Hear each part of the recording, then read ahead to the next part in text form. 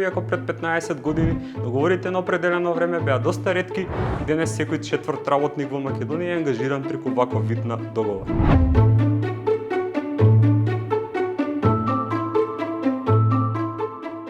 Бидејќи Македонија во својот устав се декларира како социјална држава, правото на работа соодветна заработувачка и правата од работен однос се заштитени како основни права на граѓаните. Во нашиот правен систем се смета дека постои работен однос единствено ако е склучен договор за вработување.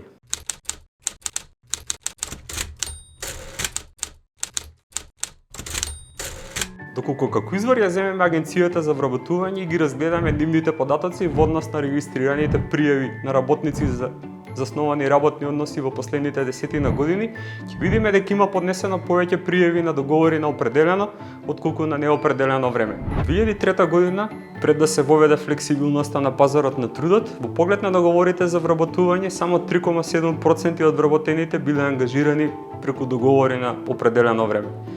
Тоа ниво во следните години е во постојан пораст, со 2017 до 2018 година, значи за само една година, да експлодира од 19 на речиси 26%. Работите се се уште поалармантни кога ќе се видат податоците на Заводот за статистика по определени сектори. Во преработувачката индустрија, секторот со најмногу вработени, договорите на определено време од 2008 до 2018 година скокнало од 11 на 43%, а во секторот за административни и помошни служни дејности веќе надминале над 50%, односно таму има повеќе вработени со договор на определено отколку на неопределено време. Овде легитимно се поставува прашањето: која е причината за толку честа употреба на овој вид на договори за вработување?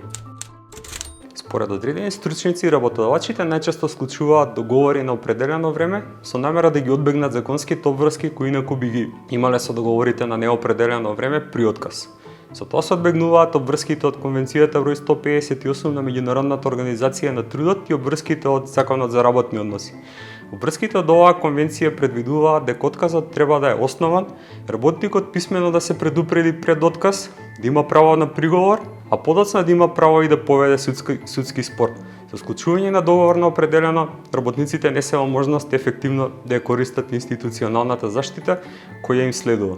Други експерти сметаат дека преку несигурноста која носат овие договори и постојаниот страв од непродолжување на истиот, работодавачите создаваат покорни работници и поголем маневарски простор за нивна самоволие, го сечат во корен потенцијалното синдикално организирање и се одличен инструмент на елегантен начин да се ослободат од непожелните работници. Анализирајќи ја ситуацијата во синдикалното организирање кај нас, тие истакнуваат дека речиси сите странски компании, а сега и домашните ги користат договорите на определено време како своевидна заштита од формирање на синдикати во претпријатието. Поради сите овие причини, мнозинството работници сакаат да склучат договор на неопределено време. Но што доколку се најдете во ситуација да склучите договор за вработување на определено време? Кои се основните работи што треба да ги знаете при подпишување на истиот? Доколку сте склучиле договор за вработување на определено време, треба да знаете дека работниот однос ќе ви заврши со истекот на рокот, доколку договорот не ви се продолжи со анекс или не подпишете нов договор. При тоа, нема предвидено ограничување во поглед на бројот на последователни продолжувања на договорот. Поради можна злоупотреба од страна на работодавачот, работникот може да работи со договор на определено време за вршење на исти работи, со прекин или без прекин кај ист работодавач најмногу 5 години. Продолжување на договорот понатаму по истекот на 5 години повлекува негова трансформација во договор на неопределено време и тоа екс леге, односно по сила на закон. Ова не важи единствено кај договорите за сезонска работа.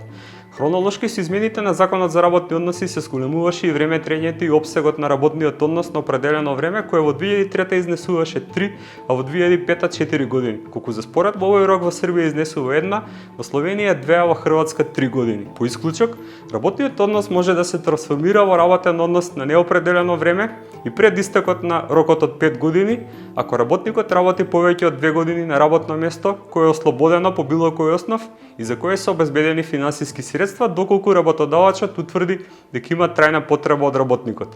Значи, рокот за трансформација може да биде пократок, но никако не треба да биде полог, бидејќи тоа представува кршење на правата на работен однос.